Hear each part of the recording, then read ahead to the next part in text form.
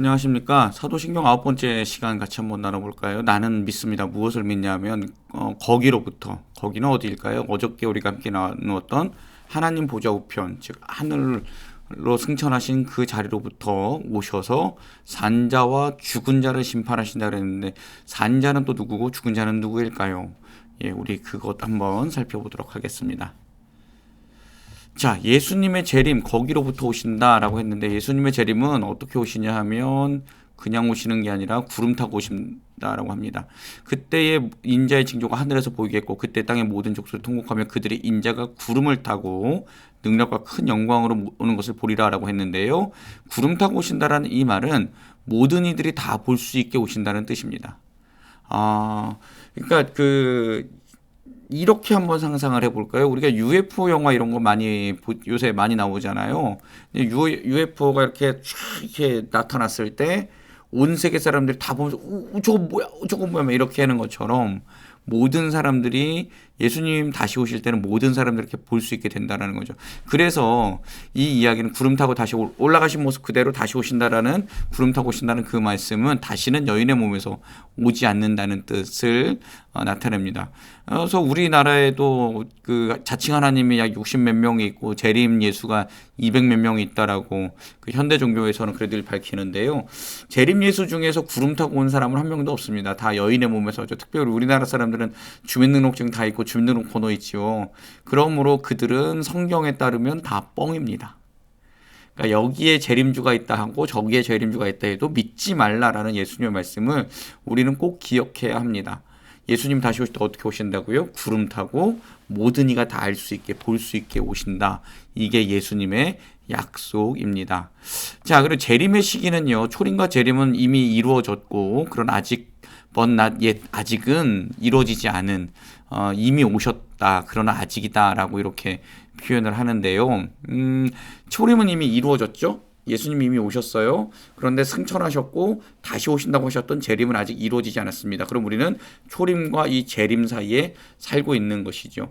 그래서 우리는 늘 어떤 마음으로 살아야 되냐면 주님이 다시 오실 것이다 라는 그 마음을 가지고 살아야 됩니다. 그래서 우리는 이 땅에서 살아가는 동안 이 땅의 것들에 막 그 시선을 두고 최선을 다해서 살아가는 삶이 아니라 주님 다시 오심을 날마다 기다리며 그렇게 살아가는 삶을 살아야 된다라고 하지요. 그런데 주님이 다시 오시는 그 날은 아무도 모릅니다. 하나님만 아십니다. 그리고 바울은 데살로니가 전서에서 그날은 도적같이 임할 것이라고 그렇게 이야기를 했습니다. 마태복음 24장에도 보면 이렇게 나와 있죠. 그러나 그날과 그때는 아무도 모르나니 하늘의 천사들도 아들도 모르고 누구만 아신다고요? 오직 아버지만 아시르니. 그래서 예전에 여러분 우리 기억하실 거예요. 1992년 10월 28일 날 다미 선교회, 그렇죠? 그때 어떻게 했었습니까? 사람들 다 흰옷 입고 그 어느 특정 장소로 모였잖아요. 그때 막 잘 있으라고, 우리 올라간다고 휴거 될 거라고, 잘 있으라고, 불쌍한 사람들, 우리 되게 불쌍한 눈으로 봤는데 그 사람도 어떻게 됐을까요? 안 됐습니다. 그런데 그 사람들 거기서 깨닫는 게 아니라 이건 뭔가 좀 잘못된 것 같다고 다시 한번 주님의 뜻을 기다리자고 하면서 또 모여서 재림놀이 하고 있는 그런 사람들이 계속해서 일어납니다. 근데 그 다미 선교회를 이끌었던 그 담당 목사가 나중에 그건 다 뻥이었다라고 자기가 밝혔거든요. 그랬는데도 불구하고 그 사람을, 이장님이라는 목사였죠.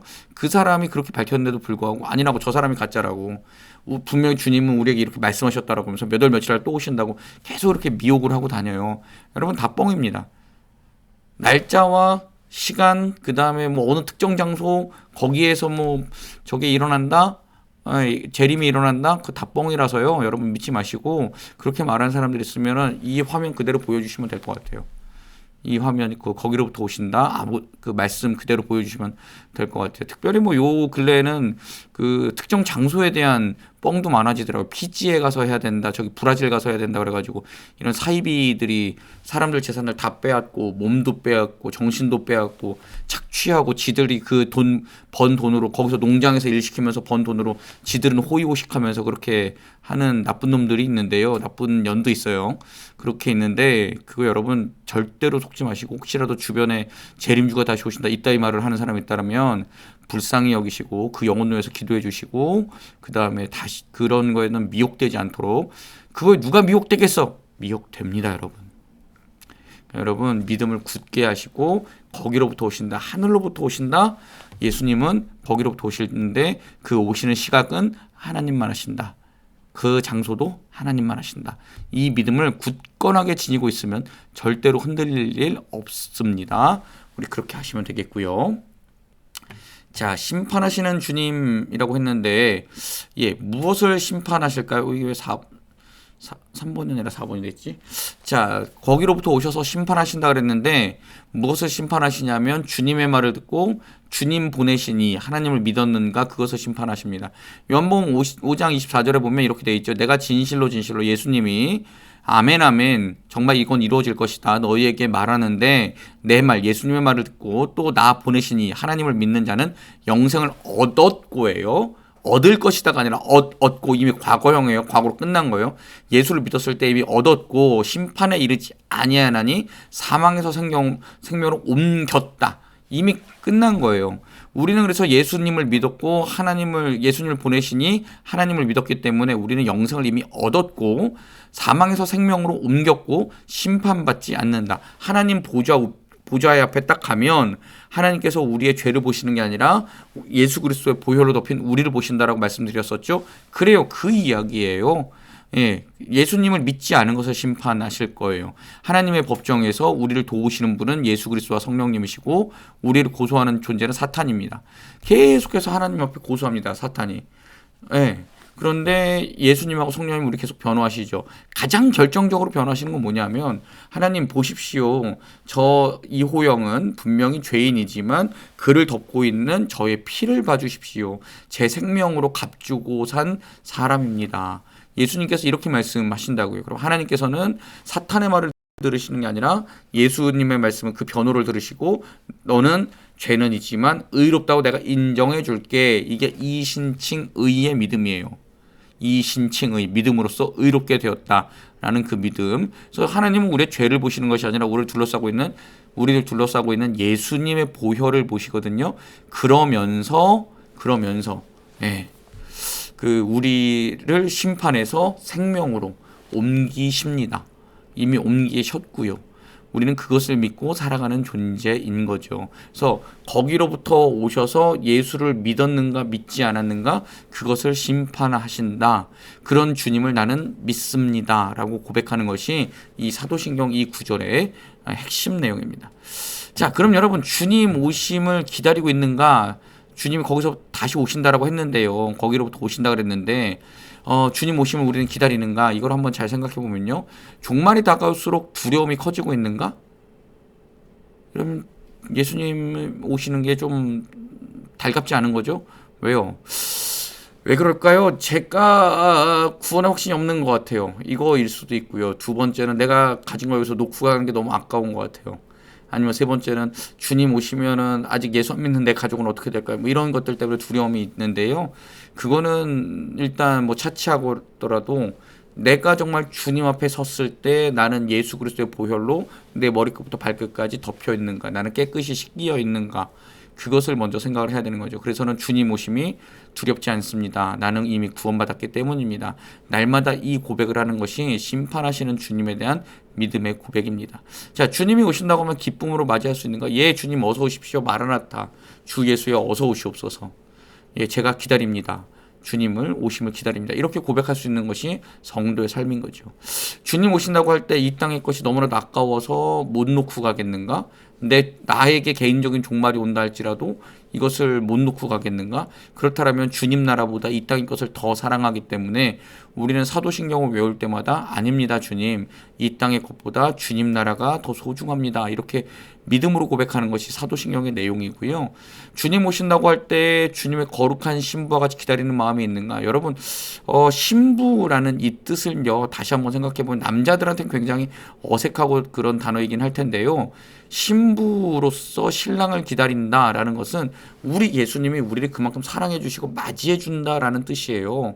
그러니까 내가 신부로서 치장을 하고 내가 그렇게 아름답게 준비를 했잖아요. 내가 거룩하게 준비했잖아요. 그럼 우리를 맞이하는 신랑은 얼마만큼 또 준비를 했을까요? 우리처럼 지금 이렇게 결혼식 문화가 이렇게 하는 게 아니라 그 당시 그 예수님 당시의 결혼식 문화는 어떻게 했냐면 일주일간을 7일 동안을 잔치를 하는데 신랑이 신부 집에 가요. 근데 언제 올지를 말을 안 해줘요. 그러니까 신랑이 오면 그때부터 잔치가 시작되는 거예요. 지금처럼 핸드폰이 있고 뭐 문자가 있고 카카오톡이 있는 게 아니라 그냥 불시에 들이닥치는 거예요.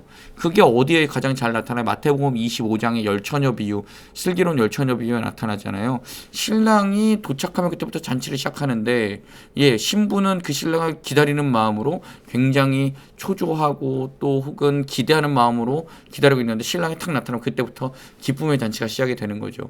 맞아요. 우리는 날마다 주님 오심을 기다리며 살아가는데 주님이 오시면 나는 정말 주님 오심을 기다렸습니다. 그래서 나는 하나님과 영원히 살 것입니다. 이렇게 고백하는 것이 심판하실 주님에 대한 믿음을 고백한다라는 것이죠. 자, 마지막으로 아까도 이야기했지만 주님 오신다고 하면 아멘 주 예수요. 어서 오시옵소서. 우리는 할 수 있습니까? 뭐 저도 이렇게 말은 하지만 되게 좀 무서운 것도 사실이에요. 하나님 앞에 섰을 때 하나님의 시간은 무한하다고 하는데 거기 섰을 때 나의 부끄러운 모든 생각과 말과 행동이 쫙 이렇게 비디오처럼 쫙 이렇게 나타나면은 나는 어떡하지? 이런 게 좀 사실이긴 하지만 그래도 믿는 거 하나는 예수께서 나를 주의 피값으로 사셨다. 그거 하나 믿는 거죠. 그래서 나는 그래도 하나님 앞에 설 수 있다. 이렇게 고백을 합니다. 그래서 아멘 주 예수여 어서 오시옵소서 이렇게 고백할 수 있다라고 이야기할 수 있겠지요. 저는 우리 주님은 거기 어디에요? 하나님 보좌 우편서부터 이 땅에 다시 오시는데 재림하시는 날 무엇 하신다고요? 심판하신다고요? 무엇을 심판하신다고요? 예수님을 믿은 것과 예수님 보내신 하나님을 믿는가 이것을 심판하신다고요. 이것만 우리 명확하게 아는 사도신경의 고백이 될 수 있으면 참 좋겠습니다. 감사합니다.